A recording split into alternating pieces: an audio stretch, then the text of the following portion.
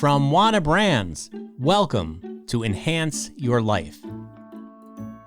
I'm your host, Jonathan Small, and each week I talk to people from all sorts of professions and backgrounds about how cannabis has enhanced their lives and how this healing plant can enrich your life too. Hey everybody, welcome to the Enhance Your Life podcast. My name is Jonathan Small. So happy to have you with us today. Today's guest is Kristi Price, who is the founder of KRMA Media Incorporated. That's KRMA Media Incorporated. And KRMA is a publisher of B2B content for Black professionals looking to get into the cannabis space or who are already in the cannabis space. Kristi is editor-in-chief of Black CannaBusiness magazine, which is a professional website and digital publication. She is also the host of the Black Fridays podcast, where she shares conversations with leading Black voices in cannabis and offers advice for tackling business challenges that face Black cannabis owners.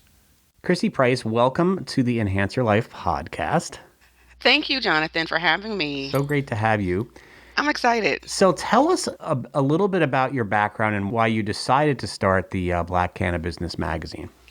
I always talk about my background in like two parts, like right after college and then what I really did as professionally. So I graduated from Southern University in mass communications and broadcast journalism. So I went to school. My formal education is in journalism, but my career path right after college kind of took me away from traditional journalism. And so I leveraged my communications education for business. And so I worked as a marketing and brand communications professional for about 15 years after college. And I had a really great experience working with brands that were also kind of like cannabis is now, formerly prohibited. So I was in tobacco for a couple of years. I was in the adult beverage industry for several years. And so I kind of cut my teeth in industries that were highly regulated and otherwise, like I mentioned, is formally prohibited. So the way that we communicated and marketed was just very different than the traditional corporate brand that didn't have all of those stipulations.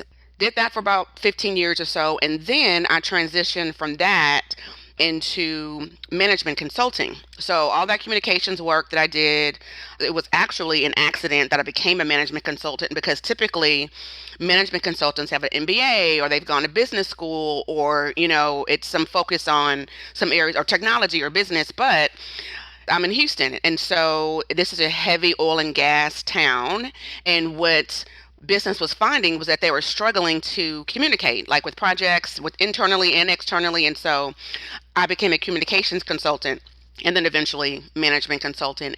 So I've always been, at least socially, a cannabis consumer. So even through college and early in my career, I was a consumer socially. And because of the business background that I've had and the business acumen that I've had, I was always interested and curious about the industry, because again, coming from alcohol and tobacco, it's like there's so many similarities. So I was always thinking that somehow, some way, I was going to make myself into the industry. But I think what took me a couple of years to figure out was how I was going to get involved in the industry and what value I would add. Because at the time, as a Black person thinking about business and cannabis in the cannabis industry, you're bombarded with like social equity and social justice talk, and there was just so much content about that piece of the industry, and I knew that just wasn't quite, though I respect that work that's being done, it's necessary, but that wasn't my wheelhouse. Like I had no idea about laws and policies and a lot of the things that people in that lane kind of focus on. After spending some time doing some research, traveling around conferences everywhere, from the East Coast to the West Coast, everywhere in between, anything cannabis related, I was going to. What I was finding was that there weren't a whole lot of folks who looked like me in those spaces.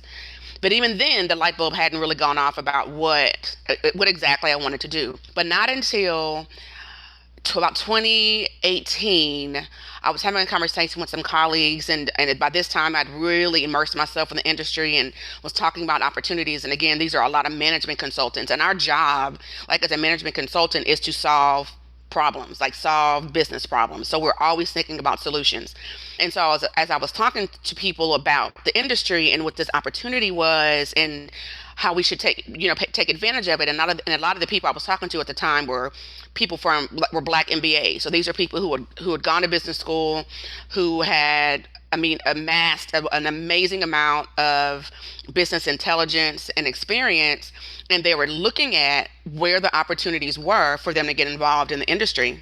And then that's kind of where the light bulb went off. I was like, okay, not only do we need to, or as Black professionals, not only do we need an outlet where we can go for business to business content that would help us make educated decisions about whatever we decide to do in the industry.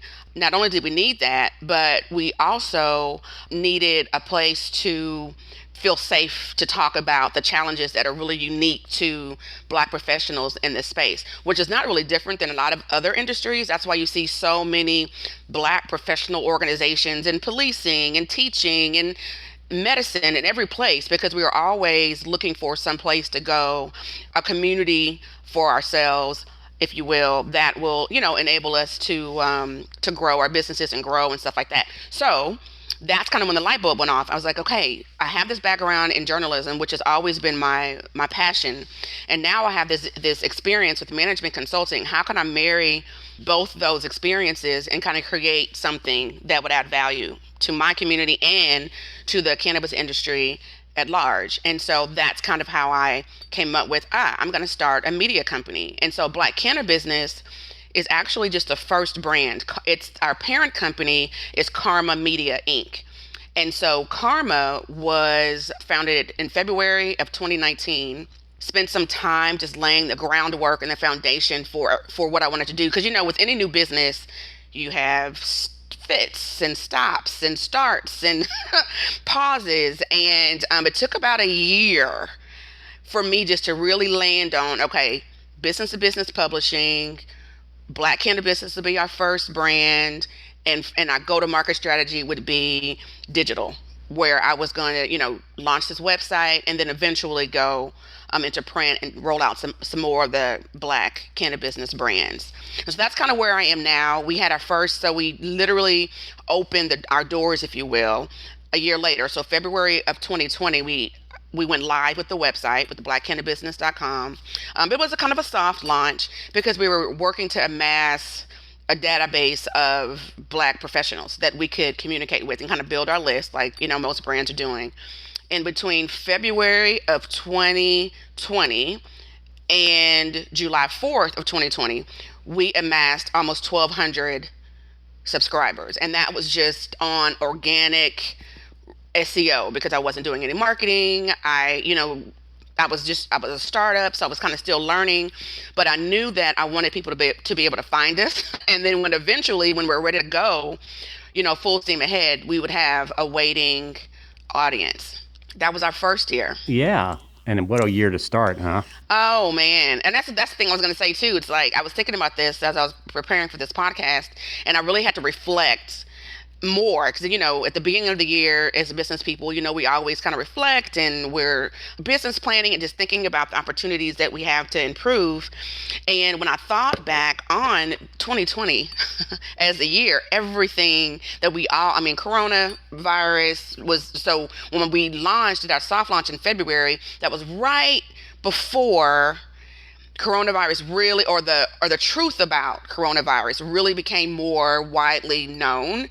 So we didn't even know it in February. And then of course, March in Texas anyways, when it really just went just gangbusters and crazy. So that was that. And then I'm in Houston. So fast forward to May, that's when George Floyd was murdered. And so this is George Floyd's hometown. And so there was a lot of, with all the stuff that was going on around the country in terms of all that civil unrest, magnify it like times 10 here in Houston. And so that first year, our startup year, I guess I would say, was certainly not short of distractions and drama and trauma. Lots of trauma, lots of PTSD. Oh, yeah. For sure. You mentioned that, every industry has challenges and they organize around organizations to help people interested in the business face those challenges. But what in your mind are the biggest challenges facing Black entrepreneurs in the cannabis business. Are there any that are unique to cannabis, or are they sort of the same struggles that, a Black entrepreneur might find in any industry? Well, I think there are certainly some common challenges to other industries, and a lot of times it's just the community. Sometimes, as a professional, you want to be able to sit down and talk to somebody who's had similar experiences to you, that may look like you, that maybe went to an HBCU like you did, like I did. I mean, you're always looking for, as a minority in any environment, you're always looking for a common place or a common person that you can relate to. It just kind of makes everything better. But I think what's glaringly different about the cannabis industry is the war on drugs and the criminal justice element of the industry. That isn't anything that we really have seen in any other industry, where the element that we're focused on, which is cannabis, was also the same element that disenfranchised and pushed out and criminalized so many people. So it's like a contradiction a lot of times for Black people in this space, because on one hand, you're saying, okay, there's an opportunity in this industry. Culturally, Black people have really been integral to, cannabis. We really should be more involved, but that background, that stigma, and it goes deeper with Black people because of the criminality of cannabis. And so a lot of times that is a deterrent as well. So, if you're talking to your mom or your uncle or a cousin or someone about your plans and you say cannabis, yeah, there's almost always a hesitance. If you said you're opening a daycare or a restaurant or, right, a consultancy, it's, great, let's do it, but when you say cannabis, it's kind of like, weed? You want to sell weed? And, it's kind of like, and it's just this whole thing where you have to strip away all of the preconceived negative notions that are associated with cannabis, and you have to do a complete, like, top to bottom scrub of what people really believe about the industry and paint it in a different way. Yep. So I think that is definitely the difference. Do you think it's generational? Do you think that of a certain generation in the Black community, there is much more of a stigma attached to weed and to cannabis because of the history of it and the inequity? Oh, of course. I think it's generational for sure. And I also think it's regional, because there were certainly, areas of the country, when we talk about New York, we talk about LA, we talk about Chicago and some of the other metropolitan areas that really were negatively impacted by what went on in the 80s and 90s, and still going on today with the war on drugs, the remnants of that, that still exist. So yeah, I think it's certainly generational for sure. So interesting. And unfair, really. And, you don't need to give us a history lesson here, but for people who might not be aware of the inequities that do exist as far as cannabis goes, and the disproportional amount of people that are incarcerated from the Black and brown communities for cannabis, it's insane. If you look at the numbers, mm-hmm. It's really mm-hmm. unfair. Right. And so you're up against that, and then you're up against a stigma. But are you finding an enthusiasm in the people that, obviously, enough enthusiasm to want to start your own media company built around cannabis? So are you finding like a strong and an excitement about this business? I am. Right now, however, most of the enthusiasm and excitement is coming from people who are already in the industry, which is kind of what's to be expected. But what we found with our subscribers, like I said, like before launch, we had about 1,200. I think now we're closer to 1,800 subscribers. And I would say 50% of our listenership is in the industry, but the other half isn't. They're curious. They're kind of curious. They're trying to figure out like what this is about. So, with KRMA, one of my goals, and each letter of KRMA kind of is like, it's an acronym, and it kind of stands KRMA, for, yeah. Right. And the K is for knowledge, R is resources, M is minority curation, and A kind of stands for three different things. Amplification, because we want to amplify the voices of Black folks, leaders in this space. A is also for acceleration. So we want to amplify so that half those business folks that are literally in the business now, like we want to amplify those stories and tell more of those stories. So how did you get in and that whole kind of thing. We have a whole segment that's called Your Startup Story, where we just sit down and we talk to leaders in the space about what brought them to cannabis. But then the third A is, or the second A is acceleration. So that just talks about getting as many more Black people and like being like a pipeline to get more people into the industry. Because the last I read, now you can correct me if I'm wrong, because I know that you probably have your finger on the pulse of this data more than me. But last time I read, they were saying that the cannabis industry, or economists were saying that the cannabis industry was growing at a rate of like 20% a year or something, something crazy, like some number that was just. Is that pretty accurate? It is accurate. I mean, I don't know. We should probably go back and check. It is growing at an accelerated rate, even during COVID, because it was deemed an essential business. So, and of course, it just keeps growing because as different states open up for recreational use, then the business just grows and grows and grows and grows. So, whatever the number is, it is way more than the average industry. You know, it's just mind-boggling. Keeping that in mind, that's kind of where the acceleration came from. It's like, okay, someone has to say, as part of what they do every day, that they are working towards transferring some of these professionals from some of these other industries into the cannabis space. So that was that's the second A. And then the third one, I just realized this actually last week on the podcast, we also have a lot of allies. So there are, of course, Black cannabis professionals and Black professionals, period, who are interested in cannabis. But then there are also like non-Black people, like white people, predominant, mainstream people who, like this conversation that we're having, want to learn more. And they really don't have a one-stop shop or one place they know they can go to have what some of us have called, or some of my guests have called, uncomfortable conversations. And so I just wanted to create a company that could fulfill those promises that KRMA represents. How do you think the cannabis industry in general is doing as far as equity and opening up the market to people of all races and colors and creeds and genders? Do you think it's better than most industries, or is it sort of have the same complications and restrictions that those industries have in your experience? I think it has the potential to do better than other industries that I've been in. I think similarly to tobacco and alcohol, cannabis also has a sordid history of how the industry has treated Black people or brown people and people of color. I mean, a lot of people have heard the story of Uncle Nearest.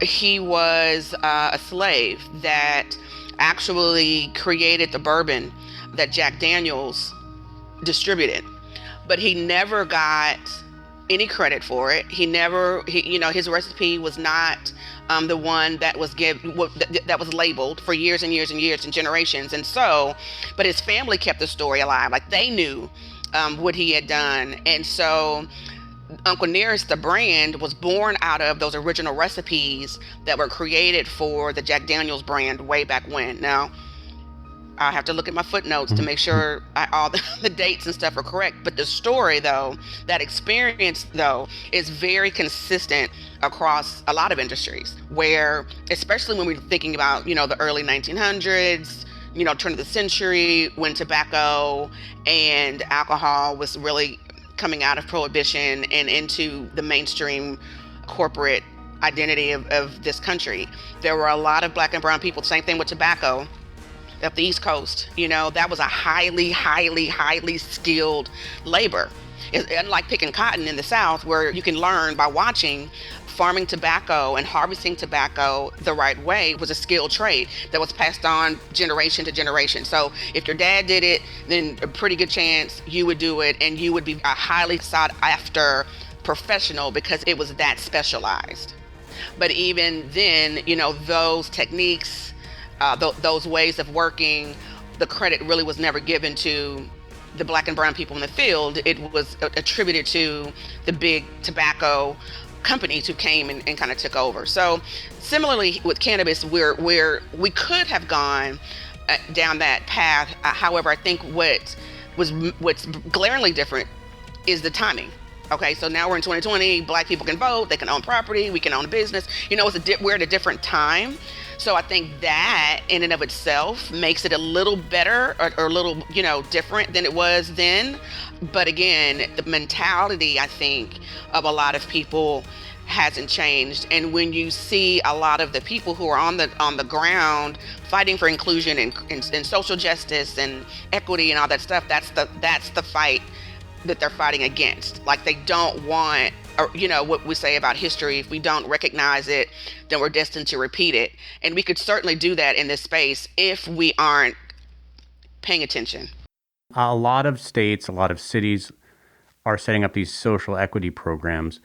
Do you find them to be effective? I mean, I read mixed things about them. They're well-intentioned, but there's a lot of loopholes, and then they don't seem to be working well. And I would imagine that your organization is trying to, help people navigate that somewhat, right? Yeah, you're right. I think with these programs, I mean, you've touched on it. I want to believe that the people who are putting pen to paper to write out these policies and these programs are well intended, like they have good intentions. I really, really, I've been choosing to believe that every day is a conscious choice. I feel like we have a chance to do this right this time around. Yeah, and I'm hoping and believing for that. However, we still see a lack of inclusion even in that process.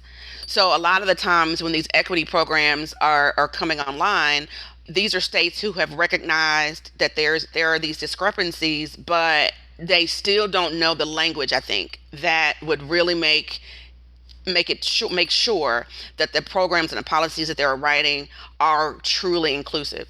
For example, when you do a deep dive, so again, like going back to the beginning of my cannabis exploration, one of the first things I started to look into was social equity, because I said, hey, I mean, I'm Black and I want to be in the cannabis industry, so I should certainly find some support in doing so.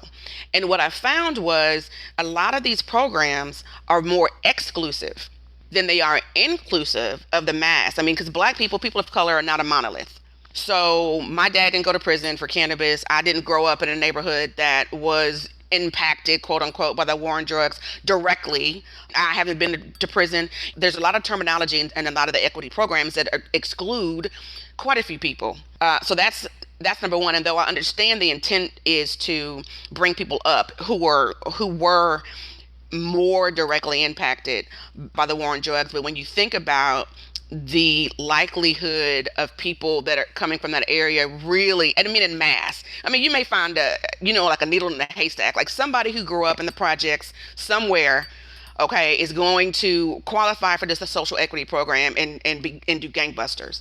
But the reality of it is, most successful business owners, period, have a certain background and have a certain educational foundation and certain experiences that are going to make them more likely to be successful. Not saying that we don't find successful entrepreneurs and folks who can be successful in disenfranchised areas or in lower income areas. What I'm saying, though, is that's not where all Black people reside. Yeah. That's not where everyone is. And so if the goal for these equity programs is to create inclusion for people of color, period, it really should matter whether or not they come from a bad neighborhood or something. Right. Like you said, they have somebody in their family with a conviction. Yeah, right. Yeah. No, I think that's so interesting. And I've thought about that. Like, it seems like there's so many boxes you need to check just to qualify. And I know the intentions, again, are right. They're trying to right a wrong, a systemic wrong, but it seems like you're really potentially really leaving a lot of people like yourself, like perfectly qualified. You're not what they're looking for necessarily. Right. And as more equity applicants get into business, so you're starting to see people all over the country who, Bay Area's first social equity applicant opens a business, or this guy or this girl's doing this thing. At the same time, they don't want to be labeled.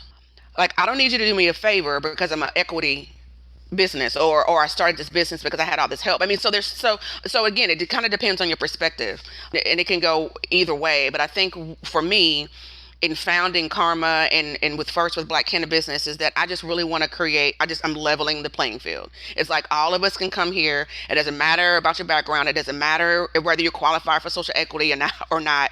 If you are a person of color, if you're Black, professional, you want to get in the cannabis industry, then here is a business-to-business publication that can help you make an educated decision about what you're getting into. Well, let's talk about you again and your personal relationship with cannabis. Okay. Because, this is called Enhance Your Life, and this podcast, and it's about how cannabis has enhanced your life. And I'm curious how you use cannabis in your everyday life and sort of maybe when you first discovered cannabis and the story behind that. Tell me a little bit about that. So I first discovered cannabis in high school. I think like a lot of kids, you're experimenting. Though I honestly cannot say that I have been prescribed cannabis for medicinal purposes or anything like that. I can just say personally, the impact that it's had on my life, because I was a student athlete all through high school, all through college. And then even as I got into my career, whereas everyone wanted to go to happy hour and wanted to drink, even when I was in the alcohol industry and in the tobacco industry, my leisure time or what I chose to do during my leisure time was smoke. Like, I love cannabis, just as a consumer. It relaxes me. All the medicinal benefits, of course, that cannabis has for most people, I know I benefit from, though I have not had a diagnosis, if you will, where cannabis would have been prescribed for me for any particular ailment. You're using it for recreational because it helps relax. It's completely recreational for me, and recreational in how I'm using it. But then also, as a professional, cannabis has enhanced my life because it's enabled me to do what I'm doing now, which is have these conversations. It enhances and it enables me to enhance the life of others by bringing them into this space and helping them to understand the opportunities that are available to them. Well, I think it's great what you're doing. I know it's needed because just from where I sit, I get a lot of people asking me, where do I go, as a minority, where do I go to find out more about this business? Do you know any organizations? I've actually gotten this question a lot. So I think it's surprising there isn't more people doing what you're doing, but I'm glad you're doing it. Well, I'm happy that I'm doing it also, and when you say about organizations, and that's the other thing. So there are those, and I know that there'll be several others. Sometimes they're state-based, sometimes they're industry-based, like the Minority Cannabis Business Association. They have some pretty big ones. But again, I think that what was missing and the void that I hope to fill with the efforts that I'm making is that there's just a consistent voice for the Black professional in this space that they trust, that they can leverage as a resource to just be successful and more than and my dad was an entrepreneur. What did your dad do? What kind of entrepreneur? He was in upholstery. Oh, cool. So he was a tradesman. His older brother did it. So then he went off to Vietnam, then came back to school and graduated in textiles and interior design. So it's in your DNA, this entrepreneur. So it's kind of in my DNA. Yeah. When people say, is entrepreneurship, are you born with it? Is it the spirit that you're born with, or is it taught? And I kind of think for me is a little bit of both. And that's why, not just opening business, like my dad would say, but sustaining and scaling a business is what success looks like for him. And so that's kind of what I want to be able to support for my readers and my followers. So if people want to find out more about KRMA or Black Cannabis magazine, what should they do? They can certainly start at our website, which is pretty simple, blackcannabusiness.com, where you'll learn more about KRMA Media Inc. and the efforts that we're making in the industry. We are also launching our podcast as well. We had our very first conference, the Black Canna Conference, in November of last year. And the takeaway from that conference was, when are we going to continue the conversation? When can we talk some more? And so we decided to continue the conversation on a podcast. So a lot of the speakers that we had over 40 speakers at the conference. Oh, wow. Black leaders in the space and some allies as well, who put on some really great sessions. And so now we're going to be launching the Black Fridays podcast, and we will release new episodes every Friday at 2 p.m. I love that name, and Black the podcast, Fridays. Great thank name. You. And the podcast is found on Apple Podcasts, we're on Google Podcasts, and we're on Spotify. So we're excited. That's new. So this is like my big reveal, I guess, on your show. Oh, wow. You heard it here first on Enhance Your Life. Enhance Your Life is the first to learn about Black Fridays. And so we hope to do, so we'll record it, but then we'll also go live a couple of times a month to give our listeners and our readers an opportunity to interact and engage with our guests.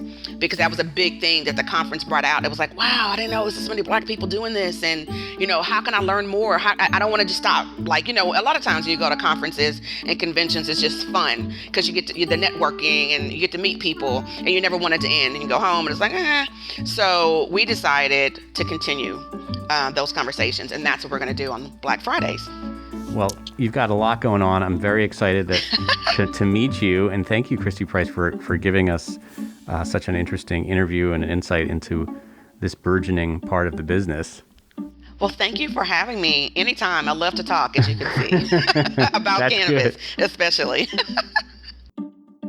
Enhance Your Life is brought to you by Wana, the #1 infused product in the U.S.